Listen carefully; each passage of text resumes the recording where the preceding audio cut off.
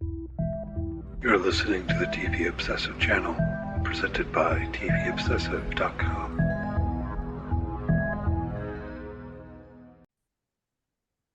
Hello, welcome back to episode 79 of the TV Obsessive podcast. My name is Ryan Kirksey. I am a writer and contributor for TVObsessive.com, and once again, joined by Cameron Crane, executive editor for the site. Today, Cameron, I tried to order 2 Christmas presents online.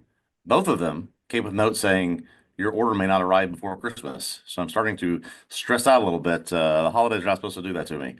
Yeah, no, that's crap. I mean, and also because it's like Christmas is still 12 days away. I know, I know. Are you ordering from some like independent Etsy shop or something? Or One of them was a little bitty small local jewelry thing. So yeah, that's yeah, probably yeah, that it makes wasn't sense. Amazon, I'll say that. Right. Yeah, the Amazon guarantee. It's Friday the 13th. Oh yes. You know, be careful out there, everybody. Um, so we're back. We're going to talk about Silo. We're working through episode to episode, so we'll be talking about Season 2, Episode 5, Descent, in the latter part of the pod here today. First, as usual, just kind of chat a bit about what we've been watching and what's been in the news. Um, I'll start, I guess, with the creep tapes, just because it ended Yes. today. So I Oh, thought I okay. would mention it. There were Yes. 6 episodes in the season. The episode 6 came out today. I wrote on each one of them if people want to check that out on TVObsessive.com. I think it was pretty good. We've talked about this before Yeah. a little bit on here. It's kind of like each episode is kind of like a half-hour installment in the Creep franchise, almost like a half-hour Creep film. Mm-hmm. They play with things a little bit, and I didn't always love what they were doing, but I could see, I kind of see what Mark Duplass and Patrick Bryce were thinking here. Yeah. So I don't know, it was pretty good. So I was going to ask you because we talked about one show that you've been covering last week that I wanted to watch over my holiday break. If you had to pick which one of these I should I watch Creep Tapes or Somebody Somewhere? I'm interested in both. Which one should I watch? I mean, like, what kind of mood are you in? It's been kind of interesting for me, and it's almost a side note that both of these shows are produced by the Duplass Brothers Right. Productions, right? Right. Because they're so different in terms of their feeling, their genre, their vibe, but it has been kind of interesting the past few weeks. I've been going back and forth, so, I need to write on one of these shows tonight. Which mood am I in? You Yeah. know, so yeah, I mean, I would recommend both. I can't really answer your question though. Do Yeah. you want a horror anthology, right? With lots of axes to the head, if so, in the creep tape. Do you want what I think that has been described as a coming of middle age story set in Manhattan, Kansas? Well, I see. somebody's over Yeah. there. You want to feel joy or fear? Typically around my holidays, I like to feel joy. So maybe I'll go with that one.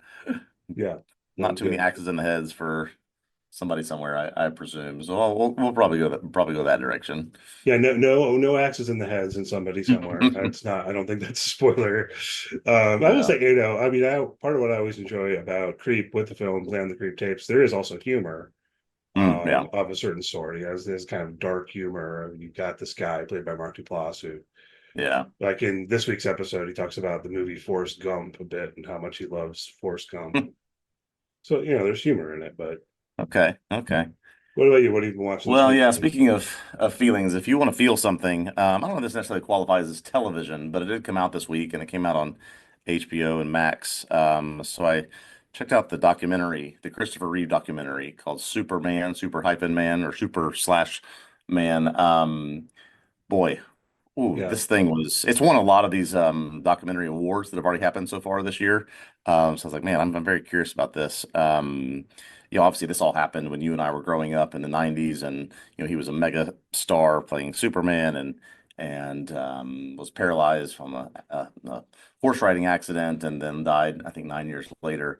This documentary is just, I mean, very powerful. If you're if you need to shed some tears, this is the one. It is, I mean, it'll make you feel something, that's for sure. Interesting. Yeah, I may have to check that out. You have a good cry. Somebody Yeah. somewhere will make you cry. One of the things I did not realize is, I guess I maybe had forgotten this or never knew this, but Christopher Reeve and Robin Williams were like best friends. Oh, really? And as Christopher Reeve was going through his struggles, Robin Williams would, show up every other week and entertain him. Or if they needed a new van so he could be able to be transported around, Robin Williams would buy it for him. And Robin Williams would introduce him at every event that he went to. And there was a lot of people, I mean, Glenn Close and others who were interviewed in this thing saying, I believe if Christopher Reeve was still here, that we'd still have Robin Williams as well. Like they sort of got tied to one another. 'Cause obviously, Robin Williams had some demons that he dealt with as well. Yeah. And so it's just a lot of powerful stuff in this documentary. Cool. Yeah, I'll have to check that out. Um, Other things, yes, kind of. Let's talk about the trailers first. Other Yeah. shows that we watched that we're excited about that are coming up. There's a Severance trailer that dropped, and also a Yellowjackets trailer. I don't know how much I have to say about either. Obviously, you risk spoiler territory, and then I don't know because it's season 3 of Yellowjackets and season 2 of Severance. But I don't know. And anything that caught your eye about either of these you want to hit on briefly? I thought both of them were, I mean, not that I was needed to be sucked in already, but just really did a good job of setting up what I'm very excited about for two shows coming, obviously in January and February. Really for the Severance trailer, it just brought up all those old feelings about this show, and it made me think about how much I love it, how long it's been since we've seen it. I have to tell you, if this season 2 is not good, I'm going to be despondent because I'm very Yeah. excited about this show. Yeah, I think I'm gonna try to get in a rewatch of season 1 here in the next month before season 2 comes out. I was looking back at the article I wrote after season 1 ended earlier today, and looking at the date on it. Like, okay, so it's been since April of 2022 or whatever. Um, so it's been 2.5 years basically since season Yep, 1 yep. ended. Looking forward to season 2 on that. The trailer did kind of torpedo some speculative theories that I'd had in mind about what season 2 might be like, for whatever that's worth. Yellow Yeah, I Jackets, was actually thinking about something, yeah, with that trailer. It's like I would have been fine without a trailer, frankly. yeah. I would have been fine just not knowing, show it all to me when the show happens. You've got a teaser, whatever. I would have been fine not having one and not seeing anything. I almost didn't watch it, Yeah. but I don't know. Like I figured you'd want to talk about it. I figured we'd talk about it on the podcast. It's like so seriously, if it weren't for this podcast, I might not have watched it.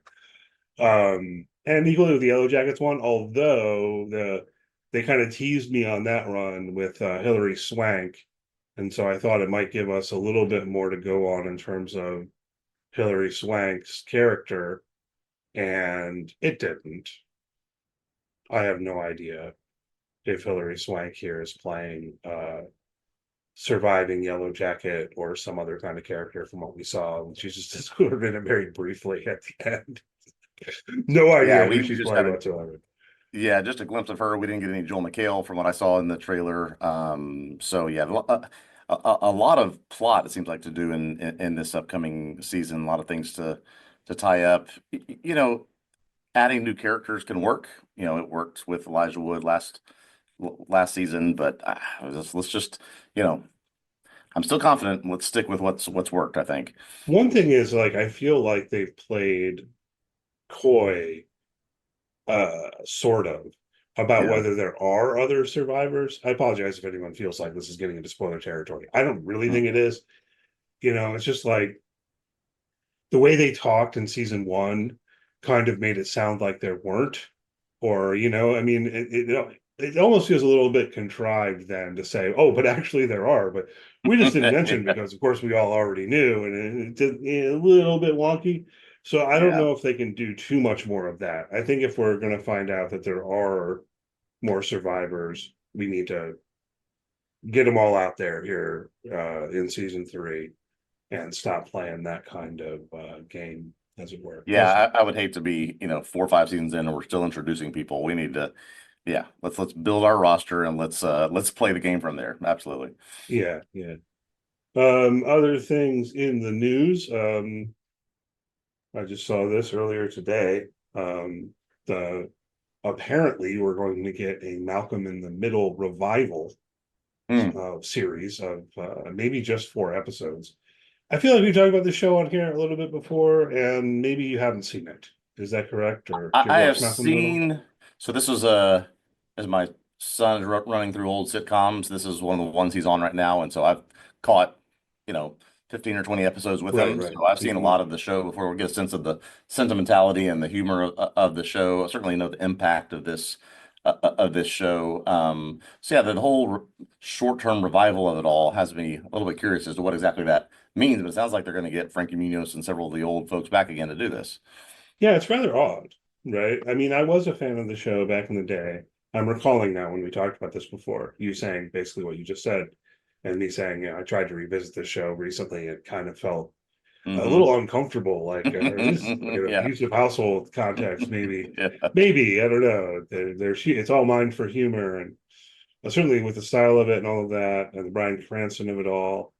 Um, yeah, definitely. But it's been what 20 years, right? Yeah. And so part of what I think is kind of interesting here is the kids are all adults now. Yes. I'm not sure if Yes. they're all going to be in it. It says Frankie Muniz is going to be in it. I don't know about the Yeah. other children. Yeah. I saw his Um, name. I saw his name and Bryan Cranston's name, but I did not see any of the other stars. Although, oh, no, is the mom is in, oh yeah, Jane Kasmerick. Yeah. yeah, Jane Kesmer. She's listed as well in this announcement. So those three, um, and not sure about the others. There must be some idea at play here. Is Malcolm getting married or Yeah. something? Like Yeah. there has to be I some do kind of wonder idea. Yeah. when they do these things, is it to introduce some kind of spinoff, right? So there's going to be a show where, Malcolm is the dad, or Oh no. and yeah, something like I don't know. I have no knowledge of that, but it's just that's those things have been done before. I really kind of doubt it here though, because Frankie Muniz kind of like stopped being an actor. He's like a race car driver Yeah, now. that's true. He may not want to do something long term. That may be why it's short. It's a short term deal that they got going on here. Yeah, it's odd. So it must be an idea. Maybe Yeah, it's a pretty good idea if Bryan Cranston's on board. exactly. So I don't know. I'm very sort of intrigued by this. I'll probably have to check it out. I guess it's going to be on Disney Plus at some point, but I guess they're doing it. And out of curiosity, if nothing else, may have to see what exactly is going on here. Yeah, I will definitely be curious just to see exactly how it comes together. And if it's a short, 3, 4 episodes, yeah, I'll definitely check that out. Yeah. Another reboot we've got going for us Friday Night Lights reboot. Yeah. I never got in. I think we've talked about this before as well. I never managed to get into Friday Night Lights. I know a lot of people love Friday Night Lights, and some of them are my friends. And I tried it once, and it just didn't really work for me. Um, I imagine you love it. I do actually love the show. This is a show that is sort of become a long-term watch for me. I think I'm in season 4 out of the 5 Friday Night Lights seasons. I've been watching it for over a year and a half at this point, and certainly something that I will be finishing. Can relate a lot to it. I live in big town Texas. This is obviously small town Texas, but yeah, the high school football being the thing that everyone focuses their lives around in the fall. Yeah, That is all true. Some of the stereotypes of the people and the types you'll see in this show are true. But I don't know if I'll be on board with a complete reboot of this. I guess we'll have to see what information they give us and what it looks like. yeah, but I guess it's a reboot, not a Yeah. revival. So we're not getting Kyle Chandler. We're not getting who else was in that show that's famous. Taylor Kitsch, Todd is the guy who plays Todd in Breaking. What's the guy? Jesse Plemons is in that Jesse show, isn't he? Plemons is in the show. Yep. I Yep. was thinking it was Todd for Breaking Bad. With That's right. apologies to Jesse Plemons, very good actor. Yeah, Minka Kelly, that was her breakout thing. She became famous from that. Yeah, lots of names. Michael B. Jordan was in the later seasons. One of his first things. So yeah, a lot of names. And again, enjoyed this show, but yeah, a reboot. We'll see. I mean, I certainly see how you could do it in terms of the premise of the show, and Oh yeah, you get new oh yeah. actors, and say full, what are they? Full eyes, clear hearts. No, that's wrong.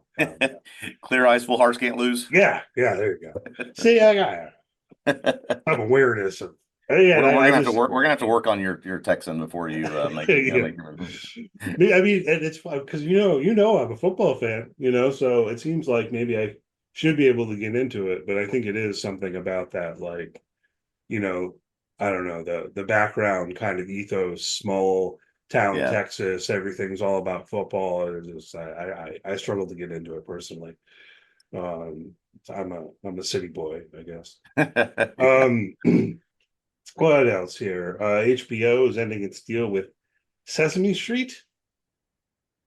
Unfortunately, I don't know. I mean, is this bad? It's bad if Sesame Street doesn't find a new distributor, I guess. But Yeah, I found this interesting. I had not really studied ever the details of this deal that they had, but apparently all past 10 years, the episodes of Sesame Street were first airing on HBO or Max, and then a couple months later, they would go to PBS, so PBS could still, be showing this at, its regular time that they had for over 50 years at this point. But yeah, so I guess they're going out on their own and they're expecting a bidding war of sorts. It looks like HBO said no more to kids programming. They want to focus on adult programming, but plenty of places will want this.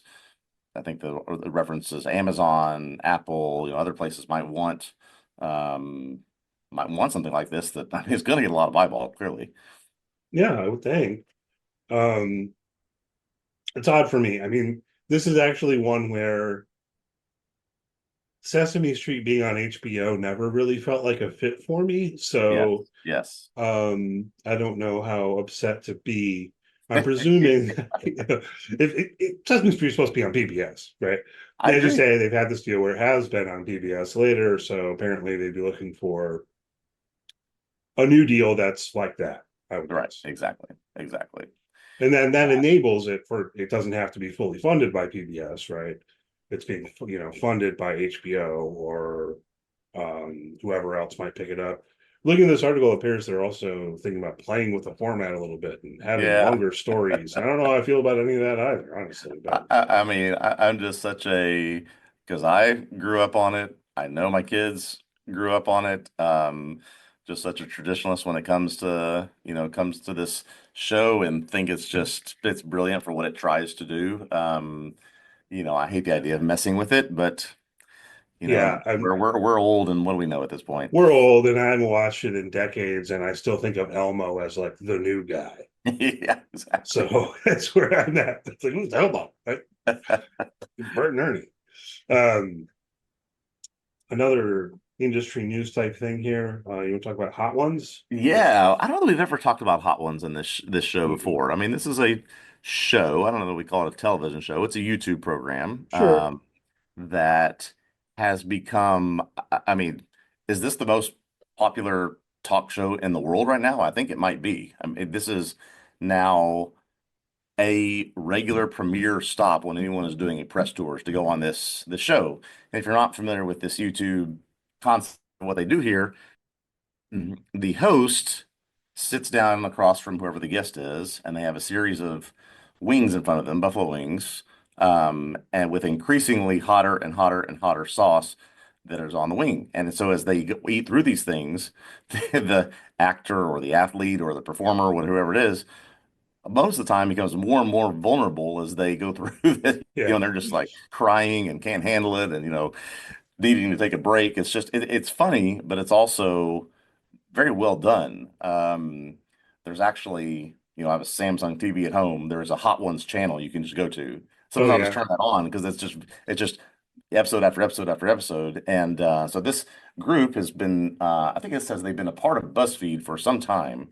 And BuzzFeed's been trying to spin it out, but this is now like a multi-million-dollar property, Yeah. and I mean, I they're looking for a new buyer now. They're gonna go independent and try to get somebody attached to it. kind of crazy. I've seen Hot Ones. Never really got into Hot Ones, but like I probably could go Yeah, on a yeah, Hot Ones binge at some point and be yeah. entertained. But for me, it's more something I've seen here and there. I've seen clips here and there, but I've seen episodes before. Um, First We Feast, I guess, is the company. Yes, yes. And First feed feast. That's right. on the other side of this, I've seen some things that not really in the article that we have here to share, just some things on social media. And so I don't know if these are rumors. I don't have good Yeah. basis here to know for sure, but it sounded like BuzzFeed is saying something like, we want to get away from having human content creators and just use AI. Yeah, that doesn't surprise me. Which sounds terrible. But of course, BuzzFeed of all people, Right. I guess it would fit. Um, because that was the question, like, why would you want to let go of this? You know, obviously, it's the most popular thing that BuzzFeed has. Yeah, I didn't know that BuzzFeed owned Hot Ones, and I did not know that I didn't BuzzFeed either. still existed. Yeah, no, I frankly didn't either. I remember BuzzFeed from 15 years ago being about these lists and things that they used to feature online. Apparently, they're trying to spin it off for a cost of $70 million somewhere. Chris Evans and who's the host and the founders of the show want to do this because they want, someone who's committed to their style of how they pursue this show. So there will be no shortage of people that want this programming. How they do it, will it be on a streamer? Will it still be on YouTube? I guess that remains to be seen. But it's just kind of crazy how it just talks about like 14 billion views is what this show has. It's just it's insane how popular this show has become. Yeah, I mean, I think of it as being mostly on YouTube. So I don't know. Maybe First We Feast doesn't have the money to buy it themselves, because that would be kind of tempting to just, I would think, just buy it yourself. Yeah. I mean, take out a And loan, man. Just do it. Yeah. now you get all the money from it. I don't know. Well, keep an eye on that. On the user end, though, it probably won't change that much. If people are watching it primarily on YouTube, I presume it will still be on YouTube. I would Although, think so. I don't know how they would get rid of that model. I mean, you can monetize that obviously with the number of views. yeah, I mean, unless, Apple bought it or something. Exactly. If like some other streamer bought it, then I guess it wouldn't be on YouTube anymore, and you'd have to get their streaming service, and that is a possibility here. Yeah. Yeah. I think that'll be interesting because it's obviously sort of this new media, new digital format that this has never been a traditional television show on cable or streaming or anywhere. So this type of deal might sort of help set the market for these types of things in the future. I did see something recently, and I don't have this in front of me. It was like a graph about the streaming wars, as it were, Hmm. and YouTube is winning.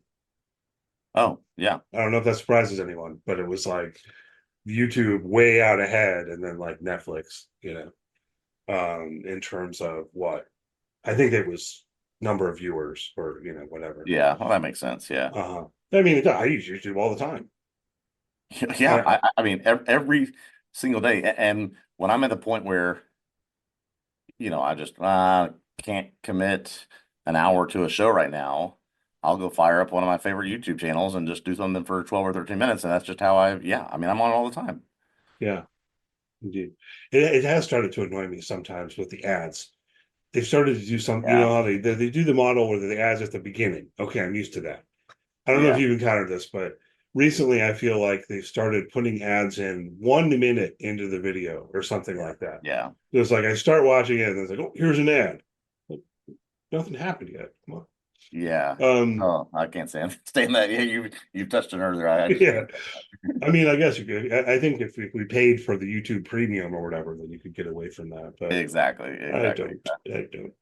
One more thing, Dan. I don't know. Is this a question? Yeah, I found this interesting. So the Golden Globe nominations were announced. It's actually before our last episode. We didn't really touch on them. It's Golden Globes are weird these days, and so there's not a lot of sort of predictive value in that. Yeah. But one of the things that I found was interesting was Squid Game season 2, which comes out in 2 weeks, has Right. been nominated for Best Drama Series. So the only thing I can presume is they gave all the voters of Golden Globe nominations access to this show, and they got enough vote. It's just weird that it's not come out yet it's getting this nomination. Yeah, they must have given them screeners very early. They didn't give me screeners. But I'm not a Golden Globe voter. Yeah, And I also haven't asked, to be clear. I might ask Netflix if I haven't asked, so I'm not giving them any grief here. But apparently they must have given people screeners way early. yeah. The way that Netflix does that, I mean, they do it in-house, so I presume that's how they did it here. Hmm. Um and It's just interesting that they Also would, felt confident in their ability to keep there from being any leaks. so I guess, yeah, that's the big thing, right? And I guess Netflix has a mechanism whereby they can know who the voters are and get it in their hands. I presume they can find that out somehow. So it just, yeah, it just struck me as odd that what happened. But apparently the cutoff to be nominated was a show that aired in 2024, calendar year 2024. So technically this does qualify. Yeah, yeah. Unless it's like sent people DVDs. They probably did. You ever see they used to? I don't know if they still do this really, but have you ever seen like the Emmy for your consideration DVD booklet things? They'd be all stylized and Yeah, they'll everything. send these fancy package things. Yeah, I've seen Yeah, I those. don't know if they still do that or not. Not a voter. That would be interesting. But yeah, looking forward to Squid Game season 2. As you mentioned, Yep. it comes out in almost exactly 2 weeks. I want to say the Yeah. 26th. So 13 Boxing days. Day, December 26th. Yep. Boxing Day. We're not British. No, nor Canadian. Yeah. Oh, you're Canadian. Yeah. I don't even know what Boxing Day is. We do something with boxes. I Um, regardless, let's talk about Silo. Yes, let's do it. So we're on to season 2, episode 5, titled Descent. Spoilers will be on the table here for everything in Silo up through this episode. Not from the books. We haven't read the books. No book spoilers. I feel like I should start saying that. Yeah. I've encountered some things in the world where I'm like, oh, I can't watch that. Yeah. Speaking of YouTube and such. Anyhow, spoilers on the table for everything through season 2, episode 5. We'll pop in a little bit of music here and be back in about 10 seconds.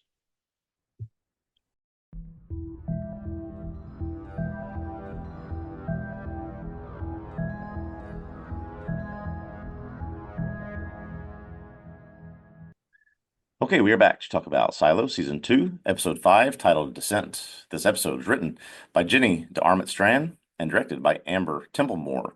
Silo, as Cameron said, taken from a series of short stories by Hugh Howey.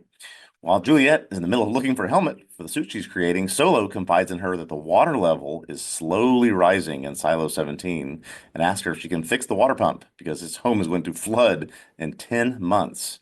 Juliet refuses because she needs to get back to her own silo within a matter of days. After Solo admits his name is actually Cole Myers, Juliet discovers some odd information in an old IT employee file. The photo of Cole Myers looks nothing like Solo. Juliet confronts him about this, causing him to become furious. Juliet backs down, continues to look for Helmet, but collapses after she finds it because of the effect of some injuries. Bernard, back in Silo 18, gives Sims the figurehead role of judge and removes him as his own shadow for his role he played in the Meadows movement. The move frustrates Sims and his wife Camille. After initially being captured while escaping, Camille then goes and helps Shirley, Knox, Walker, and Carla escape the mob that's after them. New head of security Rick Amundsen is able to arrest Carla, but the rest escape. Meanwhile, Bernard asks Lucas Kyle to fix Juliet's old hard drive, revealing a coded note from Salvador Quinn and a group of tunnels on a schematic that lead to the outside of the silo. Sheriff Billings and Deputy Hank find a very much alive Patrick Kennedy, kind of alive Patrick Kennedy, who offers to tell them the secrets he knows about the silo. We get a little bit of everybody in this episode. One or two interesting things from Silo 17, but I think once again, more of a, oh, we didn't make it very far Yeah. in that silo, whereas we had a lot happen in Silo 18. Yeah, I mean, you know me. I like to start with the negative. So let's get our griping out of the way. Mm-hmm. I said here, unsurprisingly, the entire episode consists of Juliet looking for a helmet. I know last week she did not have a helmet. Um, and we fall back into the thing where it's just her because of the dynamics between her and Solo. Whew.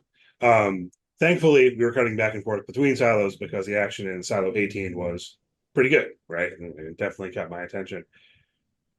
There are a couple of interesting things to hit on in Silo 17. You mentioned the stuff about Solo. Yeah. I don't know. Do we care that Solo is not Solo?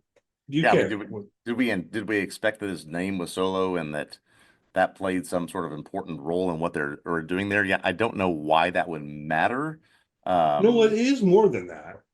It is more than that because first he's saying, "Oh well, they call me Solo as a nickname, but my name's really Cole Myers." But when she finds the photo of Cole Myers, it says Solo on it.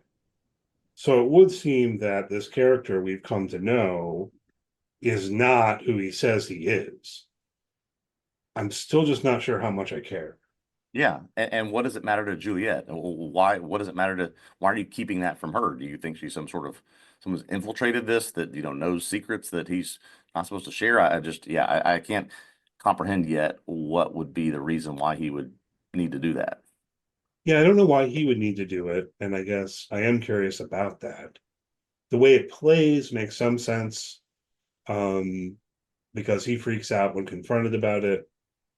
That provokes some fear in Juliet, I suppose, but also the whole thing kind of undermines her trust in this guy, Yeah, maybe precisely because he's been lying about who he is and why would he do that to a complete stranger and so on. And like maybe this guy is just insane or yeah. something. We've Um, gotten a couple of instances where he has sort of gone off a cliff when Juliet has done some things that he was not did not feel like she should have been doing. So this was just, I mean, maybe the largest reaction, at least in terms of an emotional or visceral reaction that we've seen. But yeah, I mean, just off the deep end with this. yeah. And for us, from a viewer's perspective, I guess maybe this would be why I would care. We have largely been acting like what Solo says is true. We've Hmm. been trusting this guy. Sure. So Yep. maybe it should undermine that, but then I don't want to do that because I just like I thought maybe we learned some things. I don't want to throw them all back into question again, but maybe we should. Yeah. So yeah, Um but you're right. So does that mean he's lying about the water rising? He's lying about what happened back during their rebellion. He's lying about his role. What do we have that we can actually trust now? I guess we really don't know. yeah. I hope this goes somewhere interesting because again, to circle back around to it, I'm not sure how much I care. Um I just wanted Juliet to find the helmet. But I mean, actually, no. Actually, that's not right because I don't want Juliet to just find a helmet and go back to Silo 18. Yeah. What I want is for her to make a deal with Solo to help him keep his silo from flooding in the exchange for information. Right? Hmm. Hmm. Like something like that, or she gets to go into the vault, so we get to go into the vault and see what's in there. Um, and it's possible we might be going in that way because she also needs medical attention. Yeah. Yeah. Um, I could see that, this was sort of one of the hypotheses that I put in this week's piece, which is he's going to find her passed out. He knows she needs the helmet. He, whatever, ties her up, secures her somehow, and says, "You're not leaving here. I'll heal you, but you're not leaving here with this helmet until you help me do this other thing." Does that then give us access to, does he bring her in the vault to do that? Do we, I just don't know. I do want that information more than anything because, as you know more than anyone, I'm really growing frustrated with this Silo 17 stuff. It just doesn't seem to be moving for me. So it needs to lead to something. I've managed to not be super frustrated because I thought since the beginning that she wouldn't be going back to Silo 18 until the Yeah. season finale. Um, and I think we're still on that path. So then Yeah. I'm thinking like, okay, well, what's going to happen in the intervening episodes? I mean, it could be in like the penultimate, it could be like in episode 9 or something, but I think that's kind of end game for the season. Here's something I'll throw at you to make this all more interesting for you. Hopefully, I've got a theory. Okay. So, this does tie in something you mentioned in your summary from Silo 18, which is Lucas getting on the hard drive and finding a schematic of the silo that looks different Hmm. from the ones that they have and are familiar with. Yep. And they seem to have, I don't know, there are these like lines extending out from the tunnel. And then one at the very bottom. Hmm. I think these are different things. Solo also mentions in this episode that, yeah, he does get power from outside, Hmm. right? And I thought it was funny that I made a point of like shoehorning in a question about that right at the end of our podcast last week. It was like directly responded to it now. So I don't know. There could be solar I almost panels sent you a and message when that happened, like in the first after the first 5 minutes of the episode, saying, "Oh, like 3 questions were answered in the first 5 minutes of this that we asked on the last podcast." Yeah. Anyway, yeah. sorry. Go ahead. So I don't know. That could be solar panels or whatever. And sorry, I'm meandering now. Let me get to what I'm thinking. I'm thinking that maybe in the schematic, the ones closer to the top are like power cables. Mm, But I think the one at the bottom is a tunnel between silos. okay. Now we got down there in silo 18 in season 1. Yes. There's a door, Yes. right? The bottom. So I think that's a door to a tunnel. Now, also in season 1, when Juliet went down there, there was water. Yeah. Right. Why was there water? Oh, was it not because well, no one's flooded that area. So you're saying water has come in through that tunnel up through the bottom of the silo because of what happened in 17. That's my theory. The Interesting. water from silo 17 is leaking through that tunnel into silo 18, and that's why there Yeah. was Because water. she and what was the guy's name that she was going down there with? George? George. They Yeah. never came up with a reason or never found a reason as to why it was flooded down there, right? I don't think so, I don't think so either. unless I'm not remembering something.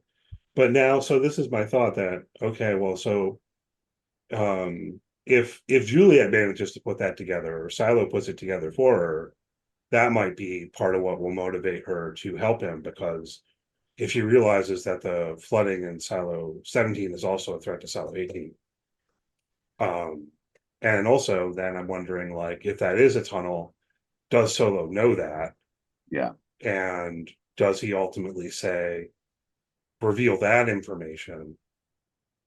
And I don't know. I mean, maybe I'm Yeah. getting like really speculative. There is another little thing that bothered me in this episode. Okay. She's got the firefighter suit, Yes. no helmet. She's got No. her old helmet. Yes. That's not going to work because she broke the glass out of the front of it. Right. But that's not the thing that gets emphasized. It's like she can't get it onto the firefighter suit or whatever. Yep. So if then she finds another helmet that resembles her own helmet, isn't she still going to have that problem? That was something I wrote about as well. I don't think sewing is going to solve this problem of protecting yourself from some kind of toxic air. It's weird. So Yeah. that's my thought. Yeah. Maybe we'll go in this direction. And back to the schematic for a second in terms of the tunnel. I found it odd that it only seemed to go one way, right? So it's not like that was the tunnel that goes back and forth between 17, and on the other side, there's a tunnel that goes back and forth between 19. There's only one Oh, going one yeah. direction. And so does that mean something? Does that not mean something? Like, are they not all connected to one another? I guess that, these are all questions that will be answered, but I just found it curious that we're not seem to like, this way you go to 17, then 18, then 19, it's on and on. Right. Yeah, you would almost imagine there'd be way more.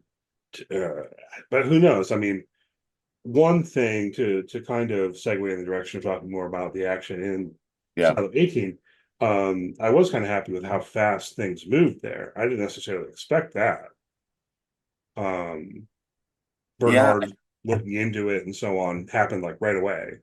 Yeah, so he moves, I mean, obviously immediately and appointing or getting Sims out of there. His new guy in judicial security is on top of it. They even find them a couple of times. And so yeah, there's some pretty propulsive action here in terms of getting these people, finding where they need to where they want them to go. Guess, some couple of different times of escape, some real cat and mouse stuff going on. So there was a lot packed into what's essentially half an episode. So I was very happy with how this one progressed on that side. Yeah, and how quickly, I mean, that he brings Lucas back, Hmm. who had just been sent back to the mines. I thought, I was like, well, we're not going Right, to see that's that guy right. again. Next week, okay. And gets him to work on the hard drive right away.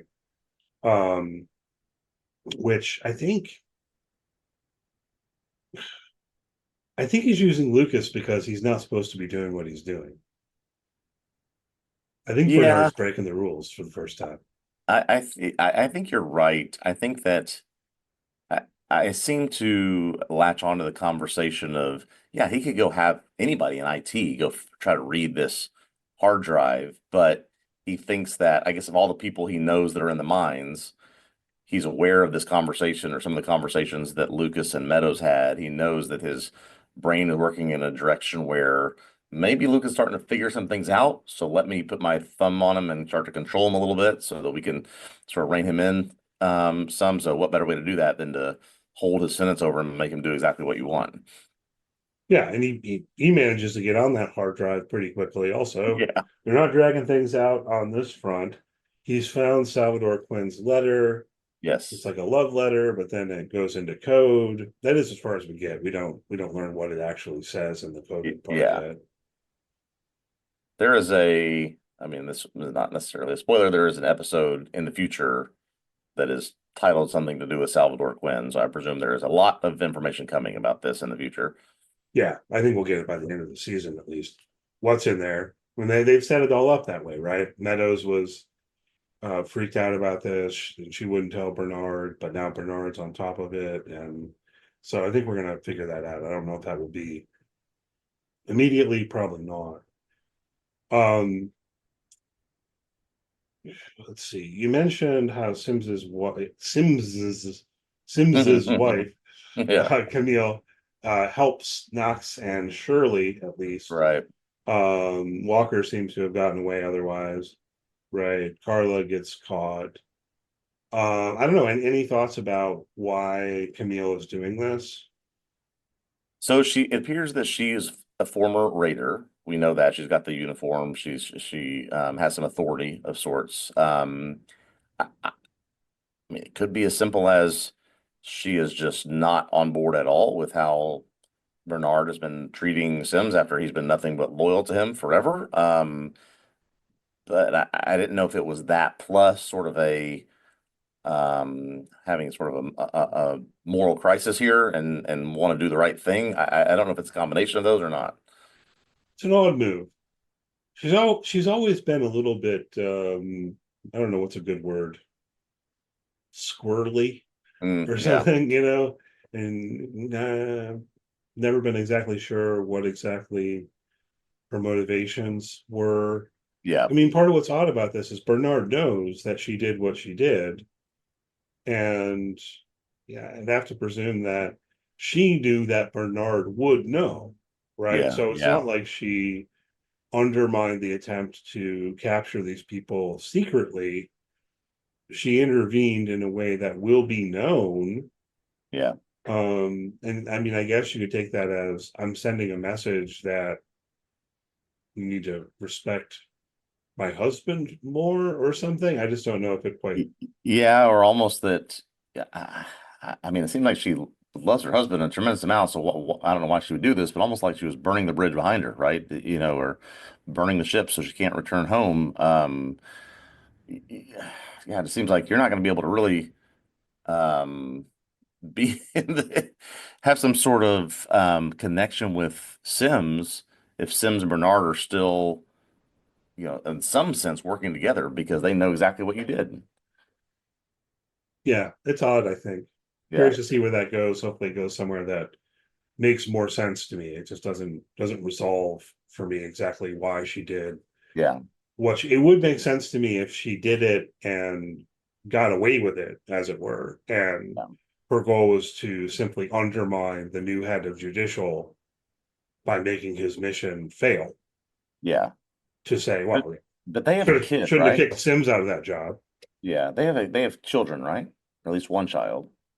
Yeah, I believe so. It just seems like she's setting herself up for a situation where she can't have that family anymore. I mean, if they know what she has done and they know where, I just don't see how she can come back from this. I don't know. Curious to see where that goes. Also, what happens in Silo 18, um, and the parallels that seem to be there with what we saw in Silo 17, Hmm. because the guy we started with when we got that flashback was the sheriff, Yeah, and now Billings is down there as the sheriff, Yes. and he finds Patrick Kennedy.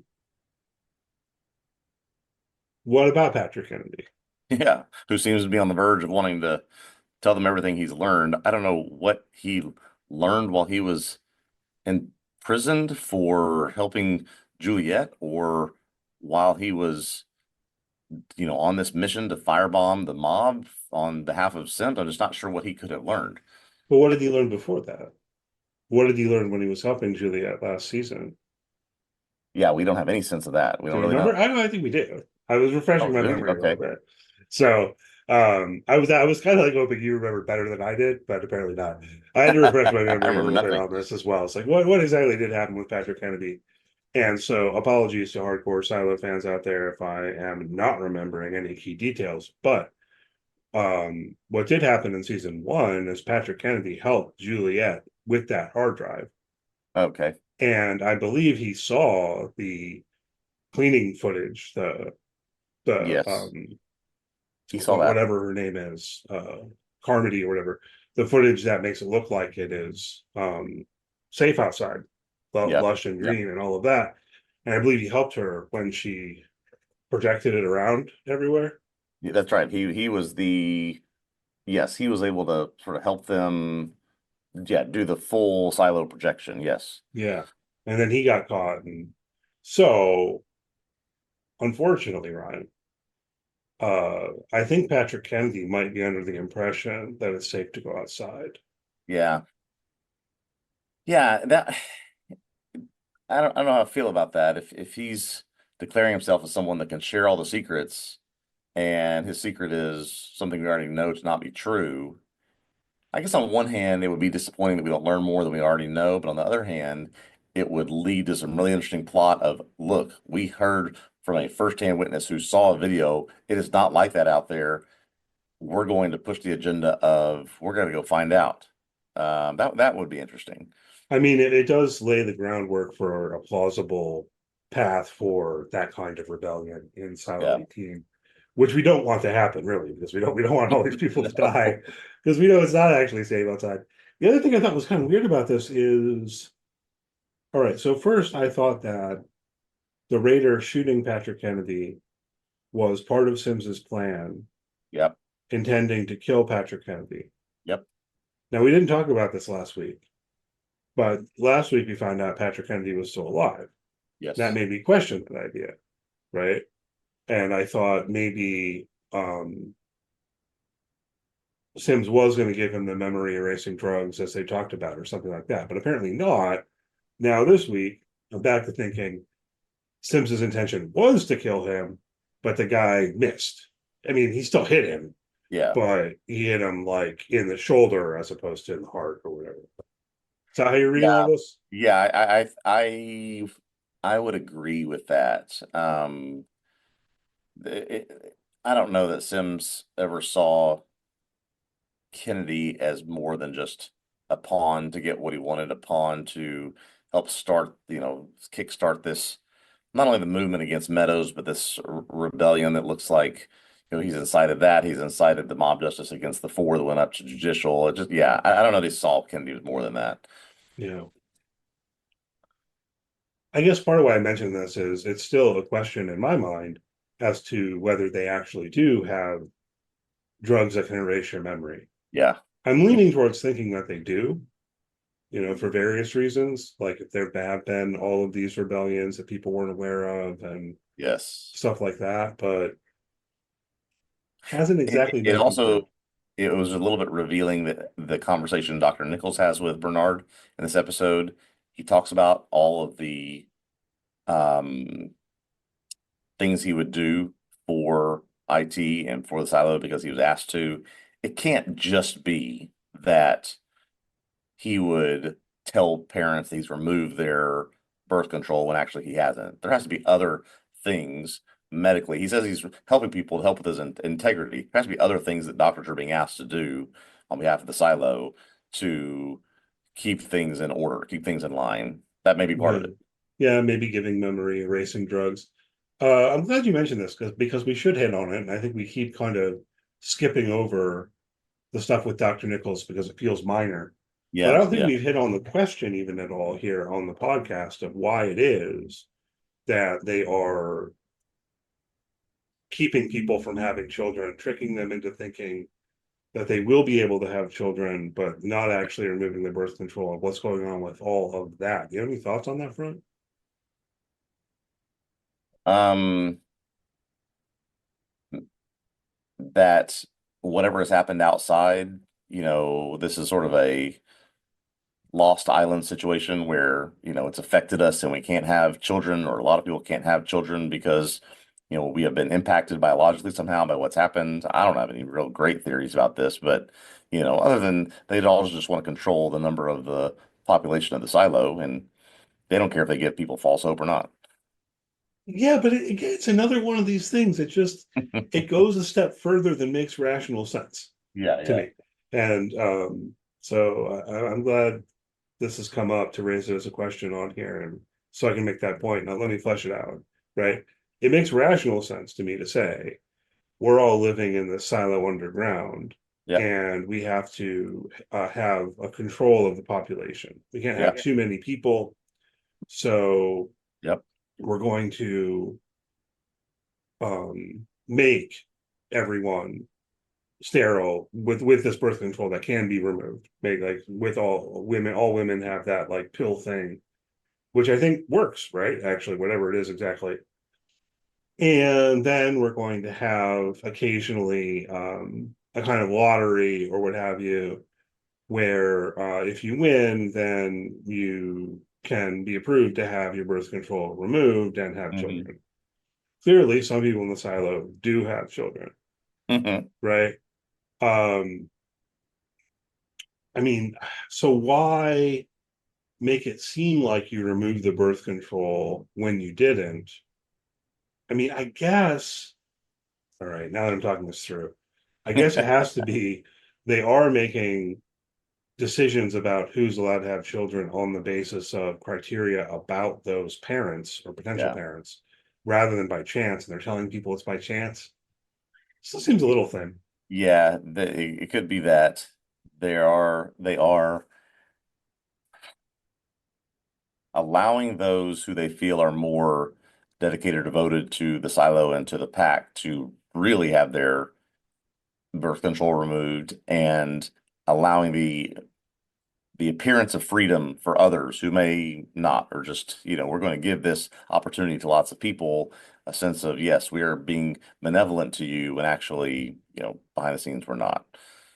Yeah, I guess maybe it still at least makes me wonder what the criteria are. Yeah, What is there some level of eugenics going on, or how those decisions are being made yeah, within the kind of raffle being a facade? It does still seem to me like it's a step more convoluted than it needs to be yeah. to lie to people and say, "Oh, we removed your birth control," and you're going to believe that, but actually, not do it anyway. Yeah, yeah. That is there, and given that that's a through line in this season, probably will amount to something. And in the Yeah, whole series, right? Of course, that yeah. was why that was the first thing that Rashida Jones's character got upset about. That's exactly right. Yeah, that's why she ended up going outside. Yeah. Um, Good. Anything else we need to hit on here before we wrap up for Yeah, a lot, today? lot, lot that we've gone through. I think that's covers what I had on my list. I think that I am going to try to be more more of your mindset, where I understand and anticipate and expect that Silo 17 is going to be a certain way, and can Yeah. look for it to hopefully propel something in the future, and it makes some sense of what they're doing and why they're doing it this way, and not try to let it want to press the fast forward button when we're Yeah, inside of try to avoid 17. that. I mean, stylistically, it is what it is. But Hmm. I will say I do appreciate how in this season, at least, going back and forth between the silos creates a bit more momentum. There were times like this in season Yeah, one where it was just like we're spending 20 minutes with Juliet trying to figure out how to open a door or right, right. something, and Yeah. but that's okay. I presume. Just hitting on her wound really quickly.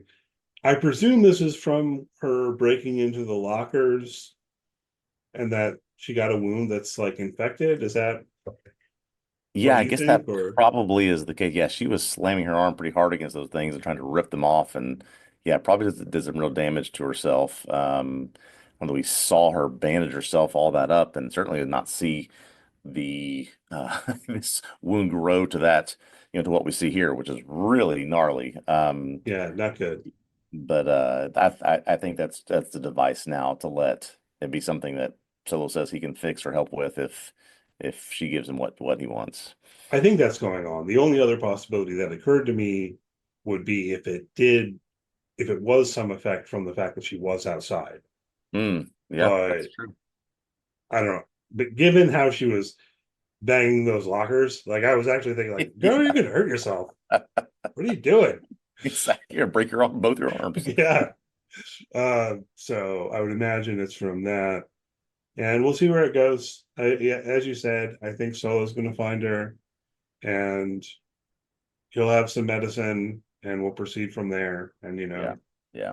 hopefully everyone in Silo 18 doesn't die. Um, Yeah. but good, yeah. Been enjoying season Wonderful. 2, enjoying talking through here. Hopefully you all listening have been enjoying listening along to us also.